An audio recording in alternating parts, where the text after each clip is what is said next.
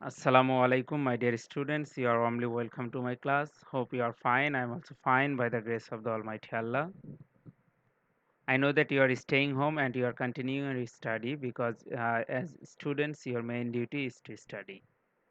As a part of your study here, I am welcoming you, Muhammad Ruhul Amin, Assistant Teacher English, Ghatal Cantonment Public School and College. In our last very class, we have already discussed some important rules of right form of verb. And that was part one of right form of verb, and today we will discuss the part two of right form of verb. That means in this very class I will be with you with some important rules of right form of verbs. অর্থাৎ আজকেও আমরা right form of verbs এর কিছু important rules নিয়ে কথা বলবো. I have already told you that right form of verb, this is not for only class 6, 7, 8 or 9, 10. This is also for 11, 12 as well as for your whole life. That means after completion of your study, when you will go to appear, when you will face various types of job exams, you will find that competitive exams, you will find that this topic is very common. So if you learn well and now, it will be very easy for you to do better in your uh, future days. So let us get started with the rules. Rules number 9. If in a sentence অর্থাৎ একটি বাক্যের মধ্যে যখন yesterday ago long since long before last night last week last month day before yesterday ইত্যাদি অতীত সূচক শব্দ অর্থাৎ এমন কিছু শব্দ বা ফ্রেজ, ফ্রেজ হচ্ছে শব্দগুচ্ছ, এমন কিছু শব্দ বা শব্দগুচ্ছ যেগুলো দ্বারা অতীত সময়কে নির্দেশ করে এরকম কোনো শব্দের উল্লেখ থাকলে সেই ভার্বটি, সেই সেন্টেন্সের ভার্বটি আমরা পাস্ট ইনডিফিনিট টেন্সে নেব, অর্থাৎ ভার্বের পাস্ট ফর্ম নেব। আমরা জানি পাস্ট ইনডিফিনিট টেন্সের স্ট্রাকচার হচ্ছে সাবজেক্ট প্লাস ভার্ব টু বা ভার্বের পাস্ট ফর্ম। যেমন I draw a picture yesterday, আমরা লক্ষ্য করছি এখানে ইয়েস্টারডে আছে, তাহলে আমরা শিখলাম ইয়েস্টারডে থাকলে ভার্ব টু হবে, অর্থাৎ ভার্বের পাস্ট ফর্ম হবে। তাহলে আমরা নেব I drew a picture yesterday, অর্থাৎ ড্রর পাস্ট টেন্স হচ্ছে due.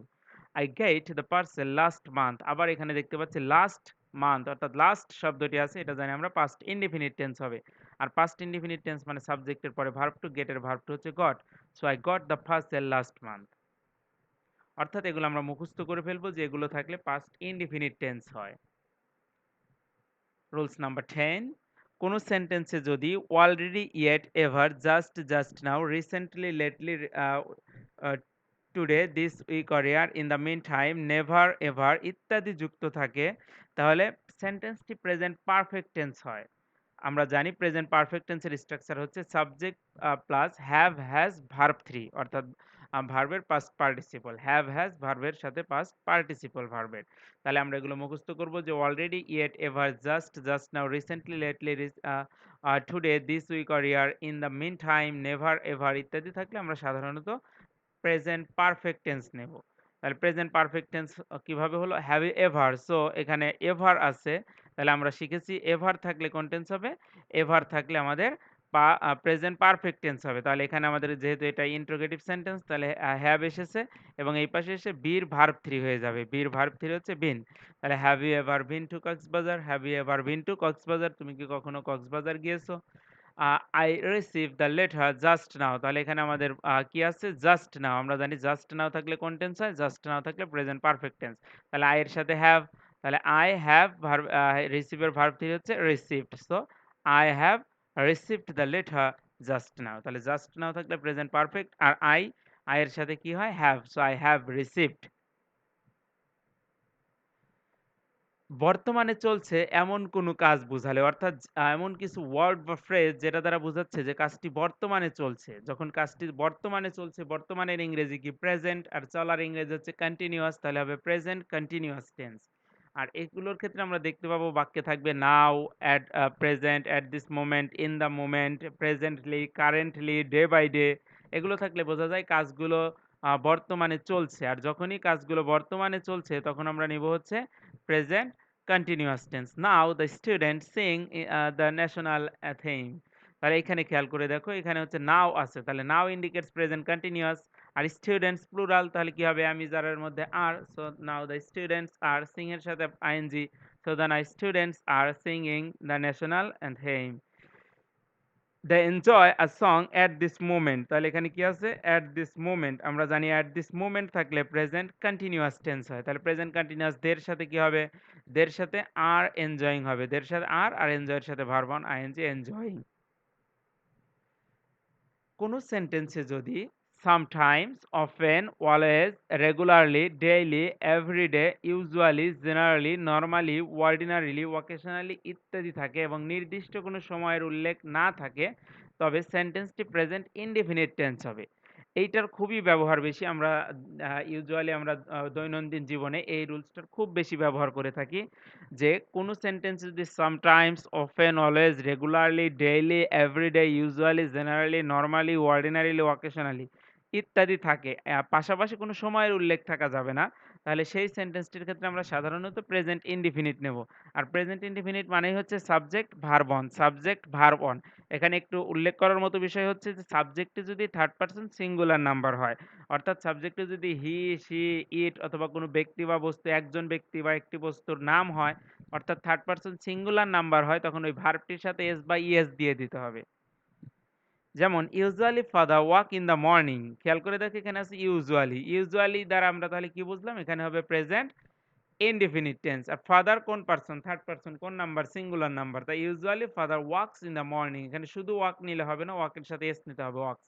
He get up early in the morning everyday. তো আমরা দেখতে পাচ্ছি এভরিডে থাকার কারণে এটা কি হবে? Present indefinite tense. He third person singular, তাই ভার্বের সাথে S. He gets up early in the morning everyday. Rules number 13, কোনো সেন্টেন্সের শুরুতে সাবজেক্টের স্থানে ভার্ব থাকলে ভার্বের সঙ্গে আইএনজি যুক্ত হয়। আমরা জানি কোনো সেন্টেন্সের সাবজেক্ট হতে পারে একমাত্র নাউন বা প্রোনাউন।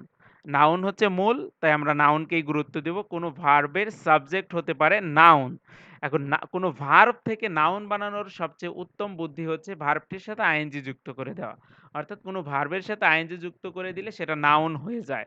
তাহলে swim is a good exercise, এটা হবে swimming is a good exercise. Swim বলা যাবে না, সুইম ভার্ব। কিন্তু এখানে দেখো ইজ আ গুড এক্সারসাইজ, তাহলে কি গুড এক্সারসাইজ?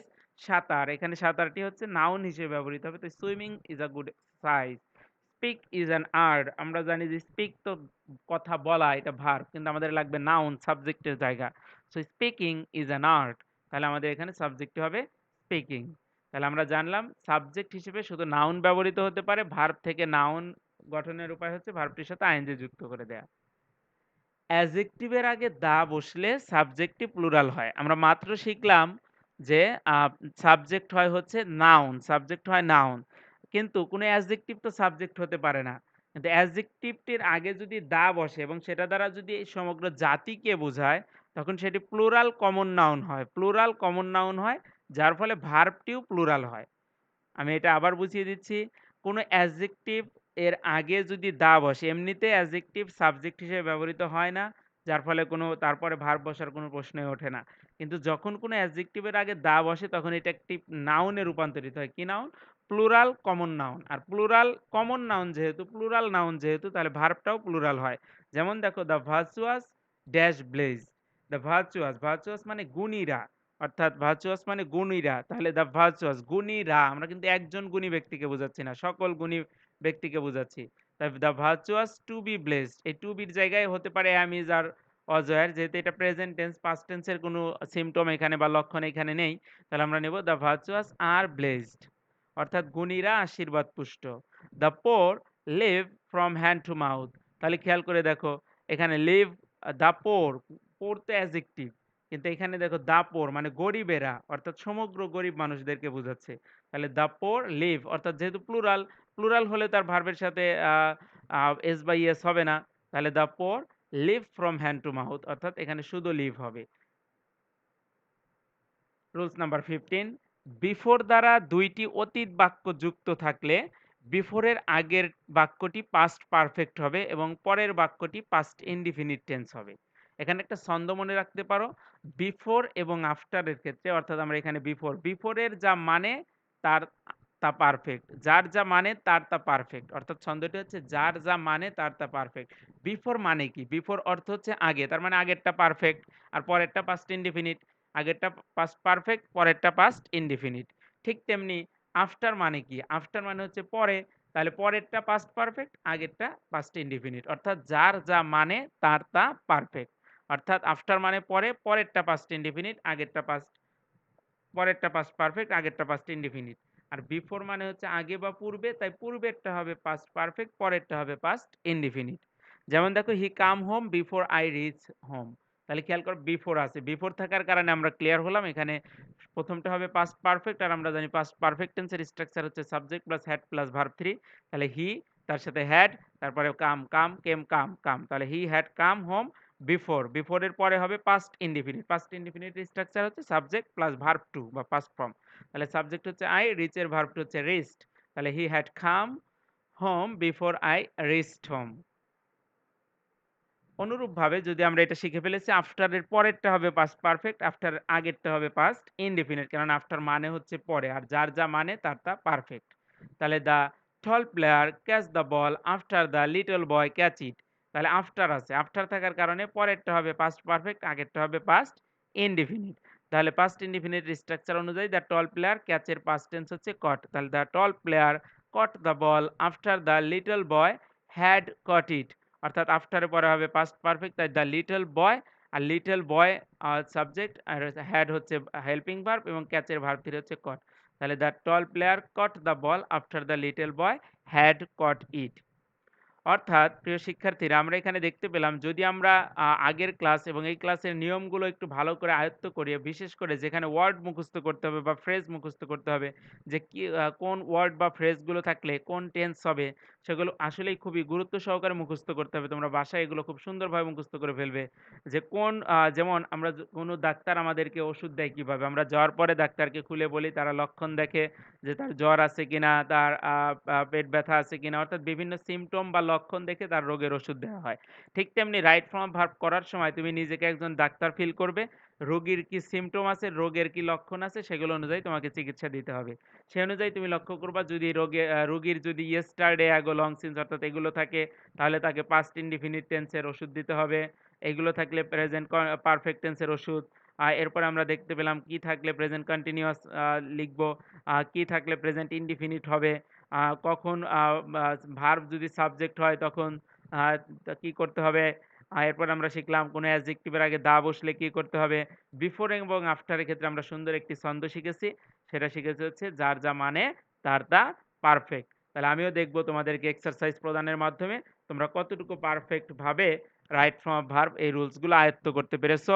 তোমাদের ভাইবার গ্রুপে এই আইটেমগুলো থেকে, অর্থাৎ রাইট ফর্ম অফ ভার্বের এই দুটি ক্লাসের উপর ভিত্তি করে এক্সারসাইজ দেওয়া থাকবে, সেটা তোমরা সুন্দরভাবে প্র্যাকটিস করবে। So hope to meet you soon with a new class, with a new video class. Until then, Khoda Hafiz.